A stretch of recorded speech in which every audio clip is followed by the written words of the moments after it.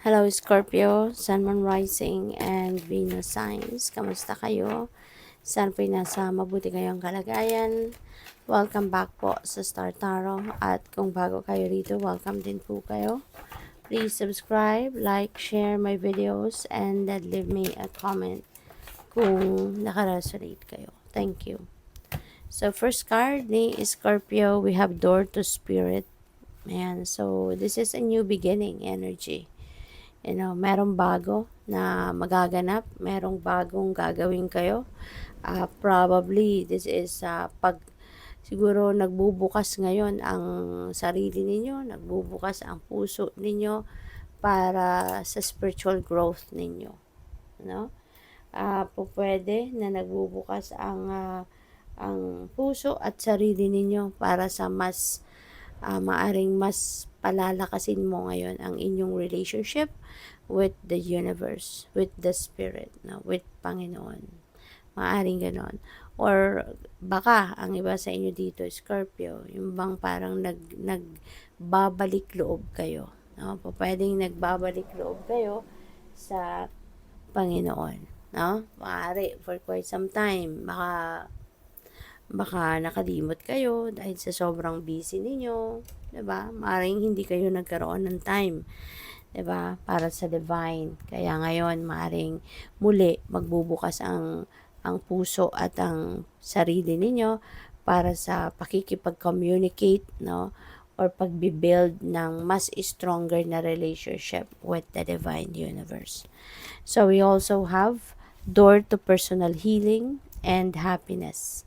So, this is really also a beautiful energy kasi ngayon, kumbaga, mayroong nagbubukas din ng opportunity, no, sa'yo para magkaroon kayo ng kasiyahan, para maging masaya na kayo sa buhay, 'di ba? At para mag-heal na kung ano man ang mga personal yung na mga pinagdadaanan ninyo. Kung meron man kayong mga burden, emotional burden na pinagdadaanan that may be healed na.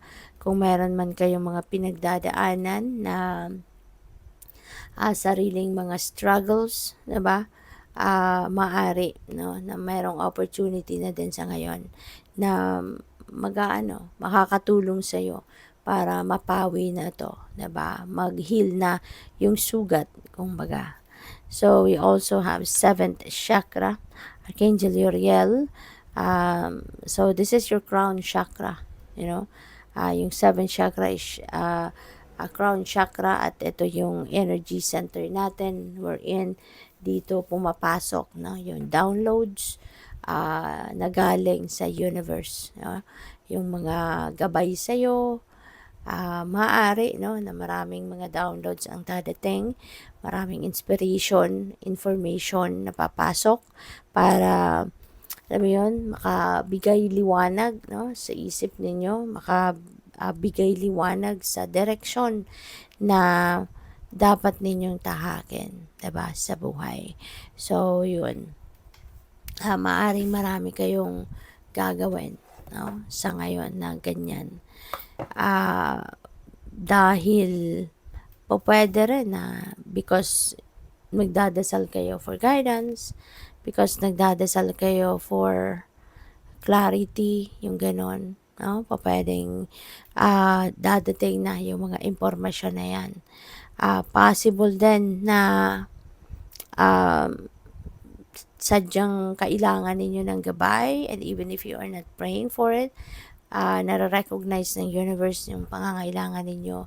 Kaya ibibigay sa iyo, papadalahan ka ng guidance, papadalahan ka ng downloads, ng inspiration para makita mo, no? Makita mo ang daan kung saan kayo dapat patungo.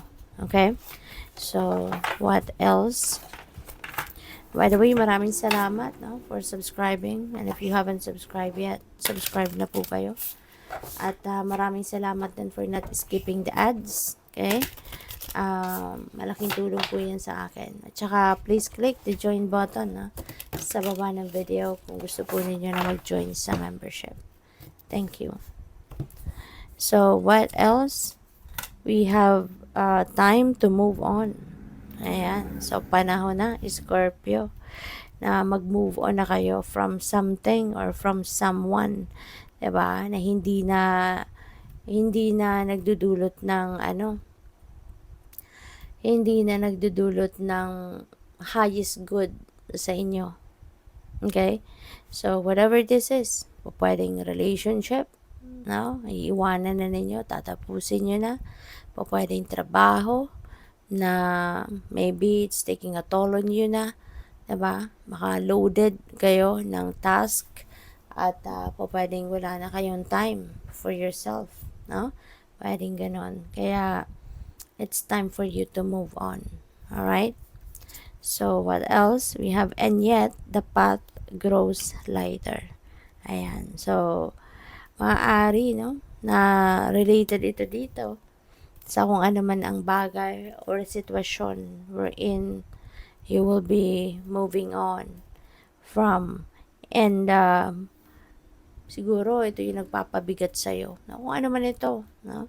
Maaaring ito nagpapabigat ng pakiramdam mo, nahihirapan ka na, diba? Maybe you are suffering, diba? From this, from stress, no? Na dulot ng sitwasyon na to. Kaya, siguro kapag move on na kayo, then dito na magsisimulang maging magaan ang journey mo sa buhay. Kasi, 'di ba, kung ano man ang situation mo dito, this is full of negativity. Ang bigat talaga nun bitbitin. Ang bigat nun sa pakiramdam. Ang bigat nun sa isip ninyo. Kaya, maaari, no, na kapag give up mo to, pag inano mo na to, inalis mo na sa sarili mo, no, then, gagaan na yung pakiramdam mo. Gagaan na yung journey mo. Mas papasok na yung mga blessings. Diba? Kapag naalis na kasi mga negativity, magsisimula ka ng mag-welcome, no, ng mga positibo. Kasi, aside from you have made some room, no, sa buhay mo, kapag may tinanggal ka, may room na magkakaroon ka ng extra room sa sarili mo, sa buhay mo. Then, meron ng space, 'di ba? Ang kung ano man ang bagong dadating. Kaya siguro, 'di ba, ang dadating sa iyo mas maganda, mas positibo, kaya mas makakatulong 'yan na mas maging magaan, no, ang journey mo sa buhay. So we also have the return of the lost selves. Ayan. So siguro makakapagnilay-nilay ka na din, makakapagmuni-muni ka na. And siguro, yung parang magkakaroon kayo ng time to reset yourself. Magkakaroon kayo ng time, kumbaga, na mas makilala yung sarili mo, diba? O pwede kasi na ang iba sa inyo, baka ano na kayo, yung bang sobrang loaded kayo ng trabaho, ng responsibilities, ng obligasyon, mga ganon. And then, tawag dito, loaded kayo with that. At minsan, no, kung sobrang daming ginagawa natin, kapag sobrang aligaga tayo, mga ganon, minsan nakakalimutan na natin sarili natin. Diba? Or sometimes nga, nasasabi natin na parang hindi ko nakilala yung sarili ko ngayon. Sa sobrang kabisihan, no, na ginagawa ninyo. Pwedeng ganon. So, pwede, no, na ngayon, ngayong kayo, diba? Mas gagaan na yung journey ninyo, mas gagaan na yung pakiramdam ninyo.